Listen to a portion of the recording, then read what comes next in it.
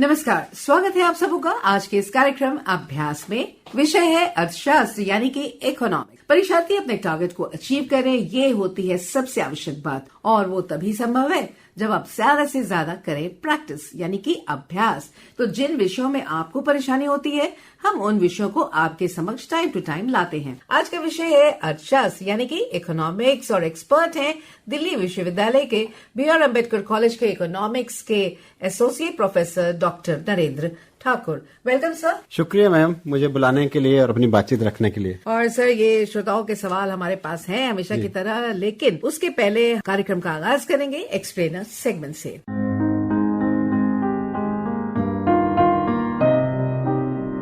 सकल घरेलू उत्पाद किसी देश में एक निश्चित अवधि में आमतौर पर एक वर्ष में उत्पादित अंतिम वस्तुओं और सेवाओं के मौद्रिक मूल्य को मापता है। जीडीपी की पहली बुनियादी अवधारणा का आविष्कार 18वीं शताब्दी के अंत में हुआ था। अमेरिकी अर्थशास्त्री साइमन कुजनेट्स ने 1934 में आधुनिक अवधारणा विकसित की और 1944 में ब्रिटेन वुड्स सम्मेलन में इसे देश की अर्थव्यवस्था के मुख्य उपाय के रूप में अपनाया गया। जीडीपी आर्थिक गतिविधि का सबसे अधिक इस्तेमाल किए जाने वाला उपाय है, जो किसी देश का आर्थिक स्नैपशॉट प्रदान करता है। एक अर्थव्यवस्था के आकार और उसकी विकास दर का अनुमान है। इसकी गणना व्यय, उत्पादन या आय का उपयोग करके 3 तरीकों से की जा सकती है। गहन अंतर्दृष्टि प्रदान करने के लिए इसे मुद्रास्फीति और जनसंख्या के लिए समायोजित किया जा सकता है। ये ध्यान रखना महत्वपूर्ण है कि सभी उत्पादक गतिविधियों को सकल घरेलू उत्पाद में शामिल नहीं किया जाता। उदाहरण के लिए अवैतनिक कार्य जैसे कि घर में या स्वयं सेवकों द्वारा किया जाता है, इसमें शामिल नहीं है, क्योंकि उन्हें सही ढंग से मापना और मूल्य देना मुश्किल है। किसी देश में सकल घरेलू उत्पाद की गणना आमतौर पर राष्ट्रीय सांख्यिकीय एजेंसी द्वारा की जाती है, जो स्थापित अंतर्राष्ट्रीय मानकों का पालन करते हुए बड़ी संख्या में स्रोतों से जानकारी संकलित करती है। अंतर्राष्ट्रीय मुद्रा कोष, यूरोपीय आयोग, आर्थिक सहयोग विकास संगठन, संयुक्त राष्ट्र और विश्व बैंक द्वारा संकलित जीडीपी को मापने के लिए अंतर्राष्ट्रीय मानक राष्ट्रीय लेखा प्रणाली 1993 में निहित है। वास्तविक जीडीपी प्राइम डिफ्लेक्टर टूल का उपयोग करके मुद्रास्फीति के प्रभावों को ध्यान में रखता है। वास्तविक सकल घरेलू उत्पाद की वृद्धि दर को अक्सर अर्थव्यवस्था के सामान्य स्वास्थ्य के संकेतक के रूप में उपयोग किया जाता है। व्यापक शब्दों में वास्तविक सकल घरेलू उत्पाद में वृद्धि की व्याख्या इस संकेत के रूप में की जाती है कि अर्थव्यवस्था अच्छा कर रही है। ये समझना भी जरूरी है कि जीडीपी हमें क्या नहीं बता सकती। जीडीपी किसी देश के समग्र जीवन स्तर या कल्याण का पैमाना नहीं है। ऐसे कारकों को ध्यान में रखने के लिए संयुक्त राष्ट्र एक मानव विकास सूचकांक की गणना करता है, जो न केवल प्रति व्यक्ति सकल घरेलू उत्पाद के आधार पर, बल्कि जीवन प्रत्याशा, साक्षरता और स्कूल नामांकन जैसे अन्य कारकों के आधार पर देश को रैंक करता है। हालांकि इसकी सीमाएं हैं। नीति निर्माताओं, निवेशकों और व्यवसायों को रणनीतिक निर्णय लेने में मार्गदर्शन करने के लिए जीडीपी एक महत्वपूर्ण उपकरण है।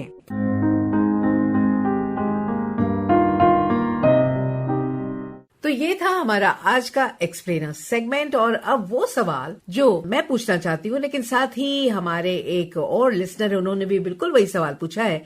विवेक राज हैं गया से, बिहार, और उनका सवाल है। मेरा नाम विवेक राज है, मैं गया बिहार का रहने वाला हूँ। मेरा सवाल है, संभावित जीडीपी क्या है और संभावित जीडीपी को साकार करने के लिए केंद्र सरकार को कौन कौन से कदम उठाने चाहिए? बहुत अच्छा प्रश्न है। तो बेसिकली जो हम संभावित जीडीपी को एक तरह से ये समझते हैं कि जो हम एक्सपेक्ट कर रहे हैं, जैसे अभी मोदी जी बोल रहे हैं कि हम 5 ट्रिलियन इकोनॉमी जो है वो अचीव करेंगे। इनफैक्ट अभी जो हमारे कॉमर्स मिनिस्टर थे, उन्होंने कहा है कि 2050 तक जो है हम 30 ट्रिलियन जीडीपी जो है वो हम करेंगे। तो इसका मतलब है कि हम संभावित जीडीपी को एक्सपेक्ट कर रहे हैं, और वो फैक्टर्स हैं बेसिकली। एक तो है कि सरकार को ज्यादा हस्तक्षेप शेप करना पड़ेगा यदि जीडीपी जो है आपको बढ़ाना है। दूसरा कि सरकार कितना रोजगार सृजित करती है, तो रोजगार बहुत महत्वपूर्ण है। यदि देखिए जीडीपी होता क्या है, जीडीपी का मतलब ये है कि एक देश में सकल घरेलू उत्पादन कितना है या वस्तुओं और सेवाओं का निर्माण कितना हुआ, और सकल घरेलू उत्पादन जब भी होता है जब लोगों की भागीदारी होती है। तो लोगों की भागीदारी के लिए हमें रोजगार निर्माण करना पड़ेगा। और पिछले सालों में कुछ हमने देखा है, खासकर कोविड के टाइम में वो अनएम्प्लॉयमेंट ज्यादा बढ़ा है हिंदुस्तान में। तो इसके लिए हमें बहुत जरूरी है कि रोजगार को ज्यादा जनरेट करें, उससे हम एक्सपेक्टेड जीडीपी है उसको हम इंक्रीज कर पाए। बहुत बहुत शुक्रिया। और हमारा अगला सवाल बाड़मेर राजस्थान से, और ये है राहुल देव। ये जानना चाहते हैं कि प्रशासन में जन भागीदारी को कैसे बढ़ाया जाए। बेसिकली लोगों की भागीदारी एक तरह से मैं कह सकता हूं कि उसमें देखिए लोगों की शिक्षा वो जो है आपको इंक्रीज करनी पड़ेगी, एक्सपैंड करनी पड़ेगी, बढ़ाने पड़ेगी। दूसरा है स्वास्थ्य। स्वास्थ्य बहुत महत्वपूर्ण है क्योंकि मानवीय सूचकांक में हिंदुस्तान का जो रैंक है जिसको बोलते हैं ह्यूमन डेवलपमेंट इंडेक्स, वो बहुत लो है, और उसमें शिक्षा और स्वास्थ्य जो है महत्वपूर्ण है। और तीसरा जो मैं पहले भी बात कर रहा था कि लोगों के रोजगार की बात है, तो रोजगार के लिए सरकारी व्यय बहुत महत्वपूर्ण है। इवन जो बिजनेस सेक्टर है, जो निजी क्षेत्र है, वो एम्प्लॉयमेंट जनरेट करे। और इस टाइम ये बात आ रही है, हिंदुस्तान में बात नहीं आ रही है, ये विश्व स्तर पे बात है कि बेसिकली अभी रिसेशनरी दौर है। और रिसेशनरी दौर का मतलब ये है कि अनएम्प्लॉयमेंट बहुत ज़्यादा है और इन्फ्लेशन भी ज़्यादा है, और उस टाइम सरकारी हस्तक्षेप बहुत ज़्यादा बनता है और इवन बिजनेस सेक्टर का रोल बहुत ज़्यादा होता है। इसलिए हमें लगता है कि एम्प्लॉयमेंट जनरेट करना बहुत महत्वपूर्ण है। उससे हम एक लोगों की भागीदारी कर पाएंगे क्योंकि हर तबके का आदमी आएगा उसमें।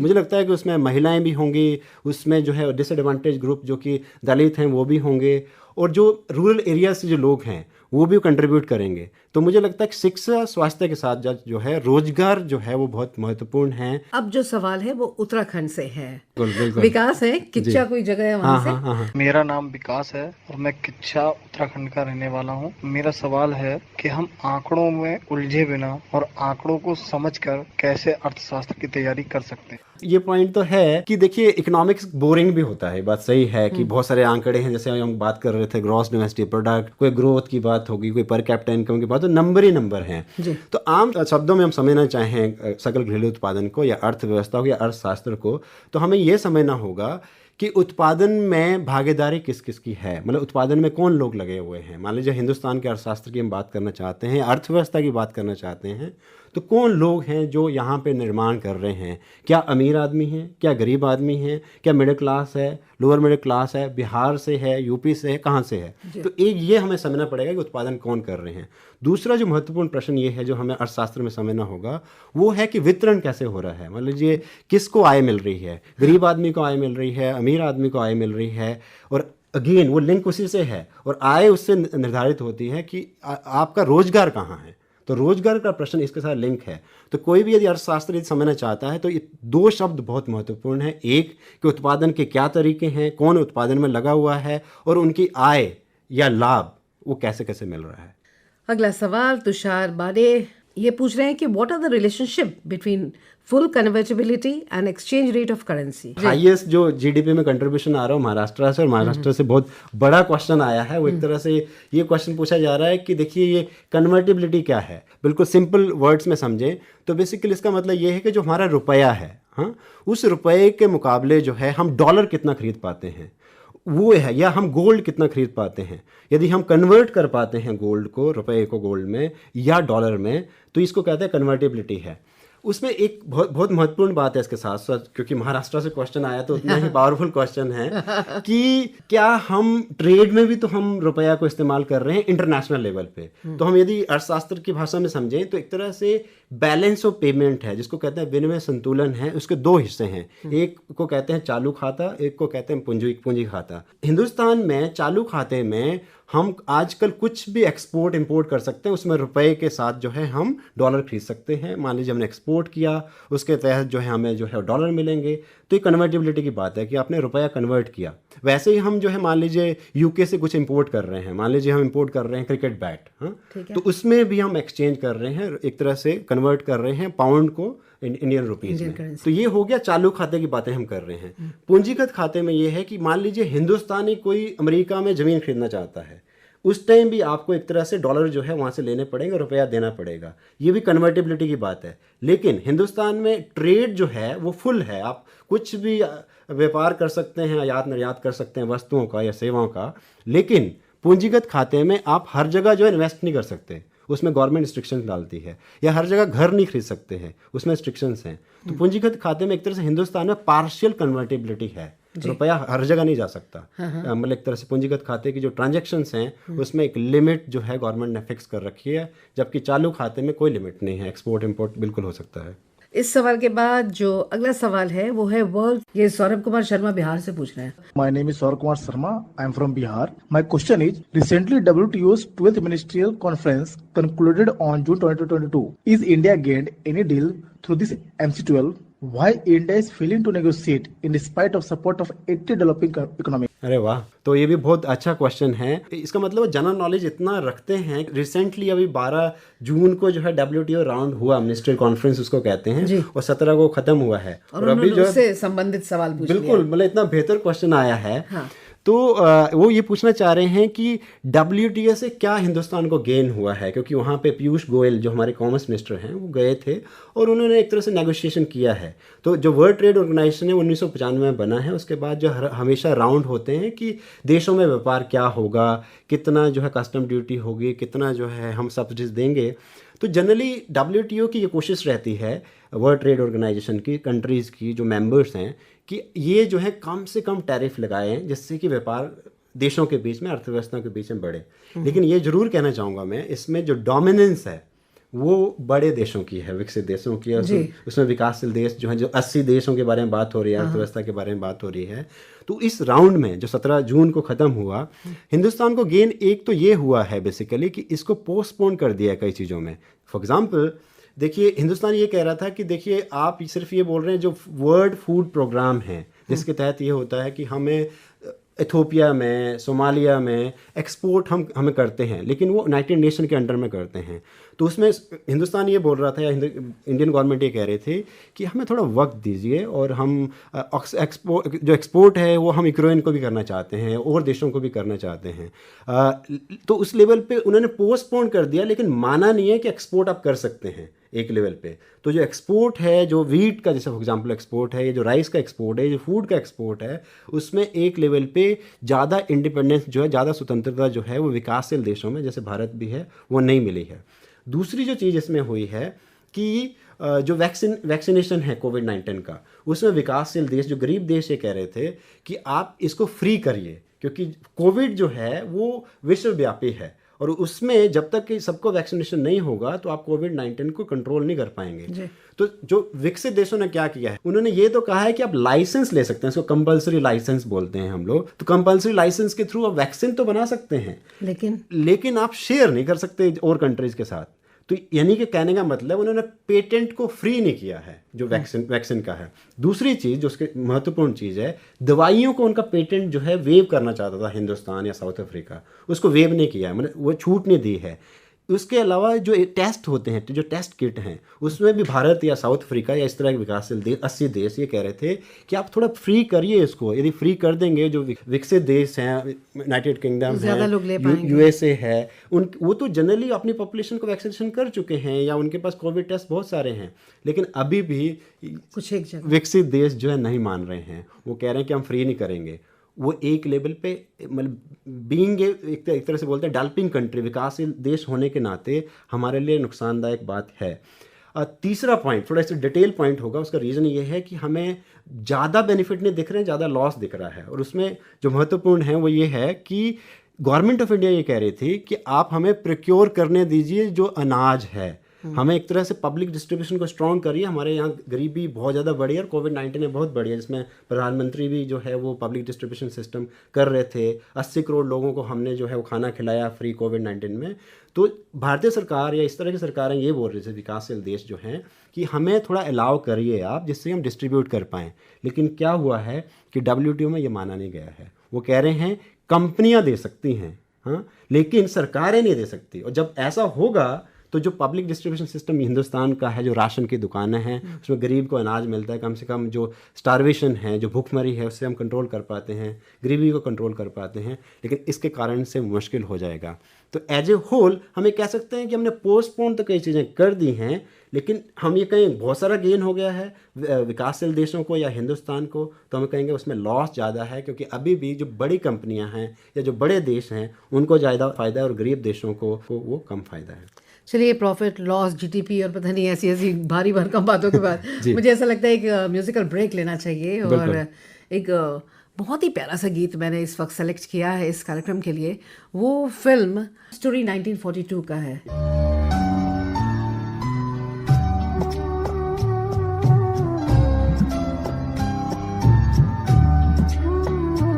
ये सफर बहुत है कठिन, मगर न उदास हो मेरे हम सफर। ये सफर बहुत है कठिन, मगर न उदास हो मेरे हम सफर।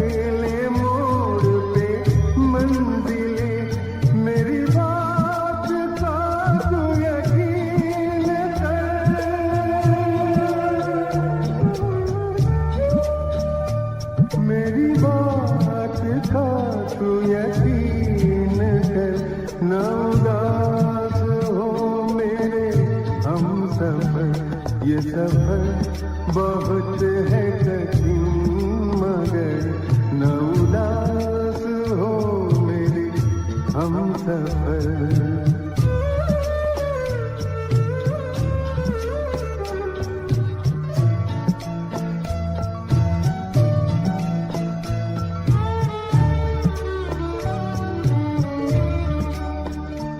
म्यूजिकल ब्रेक के बाद हम फिर हाजिर हैं। कार्यक्रम है अभ्यास और हमारे साथ हैं इकोनॉमिक्स के expert guest professor Narendra Thakur. और अगर आप भी इस कार्यक्रम से जुड़ना चाहते हैं तो एक सिंपल सा, बहुत ही इजी सा व्हाट्सएप नंबर है 9289094044, या फिर आप हमें ईमेल करें abhyas.airnews@gmail.com पर और अपने सवाल हम तक आप रवाना कर दें। और जैसे ही हमें ये सवाल मिलेंगे हम उसको इंक्लूड करेंगे अपने अगले कार्यक्रम में। तो सवालों की बात है तो हमारे पास जो सवाल और हैं वो हम सर से पूछना चाहेंगे। अगला सवाल हमारा है साधना शुक्ला का, जिला गोंडा। नमस्कार, मैं साधना शुक्ला। हमारा प्रश्न है कि आय का चक्रीय प्रवाह क्या है, इसके द्वारा हमारी वित्तीय व्यवस्था कैसे प्रभावित होती है। अच्छा प्रश्न है और उत्तर प्रदेश से आया है, सबसे टॉप पॉपुलस स्टेट है, राज्य है। ये प्रश्न आना जहाँ 22 करोड़ पॉपुलेशन है हिंदुस्तान की।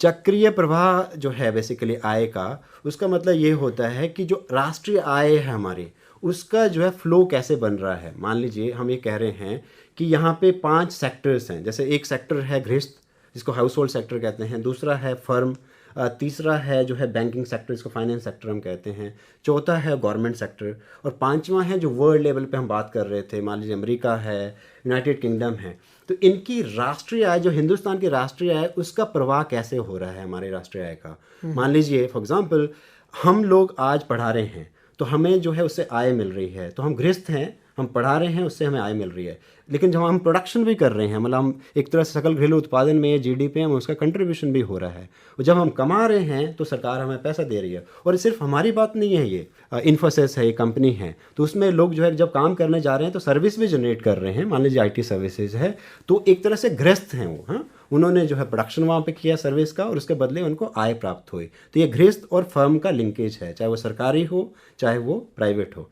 लेकिन साथ में क्या हो रहा है कि जब हम सेविंग कर रहे हैं तो बैंक में पैसा डाल रहे हैं, तो जब बैंक में पैसा डाल रहे हैं उस पैसे को जो प्रोड्यूसर हैं दोबारा, मान लीजिए इन्फोसिस है या मान लीजिए भेल है, सेल है, दोबारा वो वहाँ से जो है लोन ले सकती है, पैसा ले सकती है, दोबारा वो प्रोडक्शन कर रही है। तो राष्ट्रीय आय ऐसे जो है प्रवाह उसका जो है चक्रीय प्रवाह चल रहा है। तो इन 3 सेक्टर के अलावा ऐसा नहीं है कि गवर्नमेंट भी है। गवर्नमेंट क्या कर रही है, मान लीजिए हम लोग पैसा कमा रहे हैं या इन्फोसिस वाले पैसा कमा रहे हैं या भेल वाले पैसा कमा रहे हैं या कोई और फर्म है उससे पैसा कमा रहे हैं, उन पे वो टैक्स लगा रहे हैं, या मान लीजिए कोई पेट्रोल बेच रहे हैं उस पर टैक्स लगा रही है सरकार, उसके थ्रू भी उनके पास पैसा आ रहा है। तो इस सरकार के पास जो पैसा आया उसने दोबारा डिस्ट्रीब्यूशन किया। फॉर एग्जांपल दिल्ली यूनिवर्सिटी में जो उन्होंने फंडिंग दी, फॉर एग्जांपल उन्होंने JNU में फंडिंग दी, फॉर एग्जांपल उन्होंने डिफेंस में फंडिंग दी। तो ये राष्ट्रीय आय ऐसे प्रभावित हो रही है, उसका प्रवाह हो रहा है। और ये हो गया 4 सेक्टरों का प्रवाह राष्ट्रीय आय का। अब 5वें को हम कैसे ऐड करें? फॉर एग्जांपल हिंदुस्तानी है वो अमेरिका जा रहे हैं, अमेरिका से आके जो अमेरिका से दोबारा वो कुछ यहाँ पैसा भेज रहे हैं, या हिंदुस्तानी जो वो मिडिल ईस्ट जा रहे हैं फिर वो पैसा भेज रहे हैं। तो इस तरह से एक राष्ट्रीय प्रवाह, जो राष्ट्रीय आय का जो प्रवाह होता रहता है, इसको बोलते हैं सर्कुलर फ्लो ऑफ इनकम। तो ये फ्लो एक तरह से GDP का फ्लो है, ये राष्ट्रीय आय का फ्लो है। उसके तहत ही हम इस फ्लो को मैक्रो इकोनॉमिक्स मतलब समष्टिगत अर्थशास्त्र में उसको इसी तरह समझते हैं जी। और अब सूरज तिवारी कह रहे हैं। मेरा नाम सूरज तिवारी, मैं वाराणसी जिले से हूँ। मेरा सवाल प्रति व्यक्ति आय के मापक। बेसिकली प्रति व्यक्ति आय वो उससे एक तरह से दिख भी रहा है, समझ भी आ रहा है, प्रति व्यक्ति आय। हाँ। तो जो राष्ट्रीय आय हम बार बार बात कर रहे हैं हर प्रश्न में, ग्रॉस डोमेस्टिक प्रोडक्ट की बात कर रहे हैं। तो जब राष्ट्रीय आय को या ग्रॉस डोमेस्टिक प्रोडक्ट को जब आप टोटल पॉपुलेशन से डिवाइड कर देते हैं तो एवरेज जो आता है, मतलब एक तरह से मीन है, एवरेज है कि प्रति व्यक्ति ऑन एन एवरेज कितना कमा रहा है हिंदुस्तान में। तो अच्छी बात है कि थोड़ा और इंटरेस्टिंग बनाने के लिए छोटा प्रश्न था उसको, हाँ। हल्का सा, जिससे और एक तरह से श्रोताओं को समझ आएगा कि उसमें बेसिकली इस टाइम हिंदुस्तान की जो राष्ट्रीय प्रति व्यक्ति आय है, प्रति व्यक्ति आय इस टाइम जो है वो है लगभग $2000। मतलब ऑन एन एवरेज हिंदुस्तानी आज $2000 कमा रहा है एक साल में। यदि इसको कंपेयर हम अमेरिका से करना चाहेंगे, अमेरिका की बात आ ही रही है तो बहुत फर्क है, बिल्कुल फर्क है। 54,000 है, $54,000 है, मतलब कितना डिफरेंस है। और यदि आगे ले जाएं, वो लिंक हमारे फर्स्ट 2 क्वेश्चन से होगा कि जिस कंट्री में ह्यूमन डेवलपमेंट इंडेक्स बहुत हाई है, जहाँ एजुकेशन, जहाँ पे हेल्थ, जहाँ पे एम्प्लॉयमेंट बेटर है, वो कंट्री का नाम है नॉर्वे। नॉर्वे का इस टाइम जो है GDP पर कैपिटा या प्रति व्यक्ति आय जो है इस टाइम वो 68,000 है। तो मतलब नॉट ओनली कि ग्रॉस डोमेस्टिक प्रोडक्ट इंपॉर्टेंट है प्रति व्यक्ति आय के लिए, लेकिन साथ में जो मानवीय विकास है, जो रोजगार है, वो बहुत ही महत्वपूर्ण है। उससे आपका राष्ट्रीय आय और प्रति व्यक्ति आय बढ़ती है। कोटा राजस्थान से अगला सवाल मंजू का है और वो पूछती हैं कि मुद्रास्फीति क्या है। ये छोटा सा प्रश्न है और इसमें बेसिकली इन्फ्लेशन जिसको हम कहते हैं, और इसका मतलब यही है कि ऑन एन एवरेज एक देश में कीमतें किस दर से बढ़ रही हैं, वही मुद्रास्फीति है। फॉर एग्जांपल आज जो है हिंदुस्तान में जो कंज्यूमर प्राइस इंडेक्स के अकॉर्डिंग जो है इन्फ्लेशन रेट इस टाइम 7% है। इसका मतलब पिछले महीने के मुकाबले इस महीने 7% कीमतें ज़्यादा बढ़ी हैं। और एक और मापक है ऐसी मुद्रास्फीति को मेजर करने के लिए हिंदुस्तान में, और वो है होलसेल प्राइस इंडेक्स। उसमें ये होता है कि जो थोक में जो वस्तुएं और सेवाएं हैं उनका मूल्य जो है कितनी तेजी से बढ़ रहा है, उनकी कीमतें कितनी तेजी से बढ़ रही हैं। तो वो थोड़ा क्रिटिकल है इस टाइम हिंदुस्तान में, और वो है 15%। इसका मतलब ऑन एन एवरेज जून में मई के मुकाबले जो है वो 15% कीमतें बढ़ी हैं, जो कहीं ना कहीं लोगों की जेब ढीली कर रही है। और एक मुझे लगता है कि सरकार के लिए भी चैलेंज बना हुआ है इस पॉइंट के लिए, और उसको मुझे लगता है कि आने वाले दिनों में सरकार को टैकल करना पड़ेगा। और अल्टीमेटली RBI को टैकल करने की कोशिश कर रही है, लेकिन अभी बहुत सारी चीज़ें करना बाकी है। जी। और ऐसा लगता है कि हमारे पास कुछ एक सवाल और हैं जिन्हें हम लेंगे, लेकिन एक छोटा सा सेगमेंट और है जो कि बड़ा ही इंटरेस्टिंग होता है, बहुत लोग पसंद करते हैं उसको और बहुत ही एनरिचिंग है और लाभान्वित होते हैं। तो वो सेगमेंट सुनते हैं ना, fact file. Flag code of India. भारतीय ध्वज संहिता 26 जनवरी 2002 को प्रभावी हुई। ये कानूनों, प्रथाओं, निर्देशों और परंपराओं का एक समूह है जो भारत के राष्ट्रीय ध्वज के उपयोग, प्रदर्शन और फहराने से संबंधित है। भारतीय ध्वज संहिता से पहले राष्ट्रीय ध्वज के प्रदर्शन के नियम, प्रतीक और नाम अधिनियम 1950 और राष्ट्रीय सम्मान के अपमान की रोकथाम अधिनियम 1971 के प्रावधानों द्वारा शासित थे। भारतीय ध्वज संहिता 2002 को 3 भागों में बांटा गया है। भाग 1 भारत के राष्ट्रीय ध्वज का सामान्य विवरण, भाग 2 सार्वजनिक, निजी संगठनों और शैक्षणिक संस्थानों के सदस्यों द्वारा राष्ट्रीय ध्वज का प्रदर्शन, भाग 3 केंद्र, राज्य सरकारों और उनके संगठनों और एजेंसियों द्वारा राष्ट्रीय ध्वज का प्रदर्शन। हाल ही में भारत सरकार ने दिन और रात के दौरान भारत के राष्ट्रीय ध्वज को खुले में, घर और इमारतों पर प्रदर्शित करने की अनुमति देने के लिए भारत की ध्वज संहिता में संशोधन किया है। पहले तिरंगा केवल सूर्य उदय और सूर्यास्त के बीच ही फहराया जा सकता था। 30 दिसंबर 2021 को भारतीय ध्वज संहिता में भी संशोधन किया गया, जिसमें कपास, ऊन, रेशम और खादी के अलावा हाथ से काते, हाथ से बुने हुए और मशीन से बने झंडे बनाने के लिए पॉलिस्टर के उपयोग की अनुमति दी गई। पहले मशीन से बने और पॉलिस्टर के झंडे की अनुमति नहीं थी। ये कदम तब आया जब सरकार अपने आजादी का अमृत महोत्सव के हिस्से के रूप में 13 से 15 अगस्त तक हर घर तिरंगा अभियान शुरू करने जा रही है, जो एक प्रगतिशील स्वतंत्र भारत के 75 साल पूरे होने के उपलक्ष्य में मनाया जाएगा। Thank you Deepmala. Fact file के बाद हम फिर हाजिर हैं और हमारे एक्सपर्ट इकोनॉमिक्स डिपार्टमेंट के BR अम्बेडकर कॉलेज के associate professor doctor Narendra Thakur हैं। और जैसे कि मैंने कहा था कि कुछ एक सवाल अभी भी बाकी हैं, तो ये सवाल गाजीपुर यूपी से आया है देवांशु रॉय का, और ये पूछ रहे हैं, मेरा क्वेश्चन ये है कि राष्ट्रीय आय की गणना क्या है, राष्ट्रीय आय के मापक क्या है? अच्छा प्रश्न है। और बेसिकली जो मेजरमेंट मेथड्स हैं, जो मापक हैं राष्ट्रीय आय को नापने के, तो जनरली इकोनॉमिक्स में जो है वो 3 विधियां हैं। एक विधि है बेसिकली जो इम्पोर्टेंट है, वो है इनकम आय मेथड जिसको बोलते हैं। दूसरा है उत्पादन विधि और तीसरा है व्यय विधि। तो 3 विधियों से जो है हम मेजर करते हैं जीडीपी को या नेशनल इनकम को। थोड़ा एलेबोरेट कर लें। जो एक्सपेंडिचर मेथड है या उसमें हम क्या करते हैं, जो पूरी इकोनॉमी में जो व्यय, जो खर्चा लोगों ने किया, वो हम उससे कह देते हैं कि वो हमारा जीडीपी है या राष्ट्रीय आय है। क्या क्या खर्चे होते हैं, सिंपल छोटी छोटी बातों में कहें, उपभोग के लिए खर्चा होता है, एक ये है जो सी बोलते हैं एग्जाम्पशन। दूसरा है इन्वेस्टमेंट के लिए भी खर्चा हो रहा है, तो ये सारी कंपनियां जो गवर्नमेंट या प्राइवेट सेक्टर जो है इन्वेस्ट कर रहा है, खर्चा कर रहा है। तीसरा सरकार भी तो खर्चा कर रही है, जो हम बात कर रहे थे, डिफेंस, एजुकेशन, हेल्थ, तो ये हो गए एक तरह से 3। और चौथा है जो इंपॉर्टेंट जो एक्सपेंडिचर हो रहा है वो है एक्सपोर्ट और इम्पोर्ट पे। तो यानी कि 3-4 चीजों को मिला दें हम, C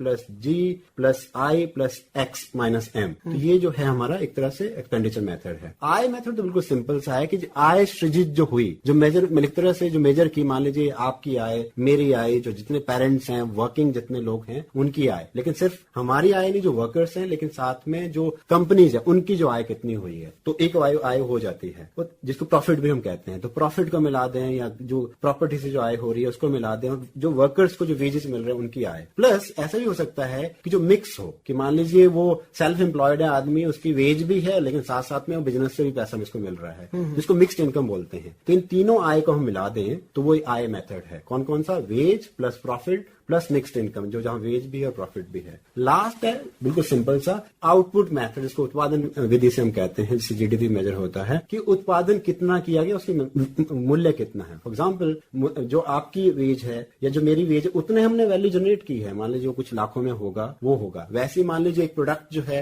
टाटा वाला बना रहा है, कार बना रहा है, तो उसकी वैल्यू मान लीजिए 2 लाख रुपया, वो भी ऐड हो रहा है वैसे। लेकिन वो फाइनल गुड्स एंड सर्विसेज होने चाहिए। तो सारी गुड्स एंड सर्विसेज को जब हम ऐड कर दें, जो उसकी वैल्यू देखें, वो हमारा वैल्यू एडेड मेथड होता है या प्रोडक्शन मेथड। और अब इस कार्यक्रम का आखिरी सवाल आरती नेगी पौड़ी गढ़वाल से, और इनका सवाल है, मेरा नाम आरती नेगी है और मैं पौड़ी गढ़वाल से हूँ। मेरा प्रश्न ये है कि माइक्रो एंड माइक्रो इकोनॉमिक्स क्या है? सिंपल सा क्वेश्चन है और वो उनके वर्ड से समझ आ रहा है कि व्यष्टिगत अर्थशास्त्र और समष्टिगत अर्थशास्त्र क्या होता है। जो जब आप एक यूनिट को जो है आप इकाई को जब एनालाइज करते हैं, फॉर एग्जांपल एक का उपभोक्ता के बारे में पता कर रहे हैं कि उसको कैसे संतुष्टि मिल रही है या क्या वो उत्पादन कर रहा है, तो इसके बारे में जब हम अर्थशास्त्र समझते हैं या सिद्धांतों को समझते हैं तो ये माइक्रो इकोनॉमिक्स की बात है। लेकिन यदि इसको हम डिफरेंशिएट करते हैं मैक्रो की, तो इन सारी इकाइयों को इकट्ठा कर दें। फॉर एग्जाम्पल अगेन, राष्ट्रीय आय कहां से आ रही है, किन्होंने उत्पादन किया और कौन खर्चा कर रहे हैं, तो सबको मिला दें तो वो हमारा मैक्रो इकोनॉमिक्स है। लास्ट पॉइंट रोजगार, ये भी हमारा समष्टिगत अर्थशास्त्र है। लेकिन एक लेबर के बारे में बात करेंगे तो वो व्यष्टिगत अर्थशास्त्र है। जी, बहुत बहुत खूब। और अब हमें ऐसा लगता है कि हमें परीक्षाओं की जानकारी भी अपने श्रोताओं को दे देनी चाहिए।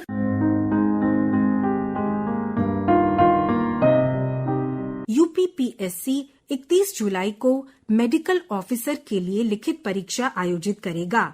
एसएससी चयन पद चरण 10 के लिए कंप्यूटर आधारित परीक्षा 1 से 5 अगस्त तक आयोजित की जाएगी। संघ लोक सेवा आयोग 7 अगस्त को केंद्रीय सशस्त्र पुलिस बल परीक्षा 2022 आयोजित करेगा।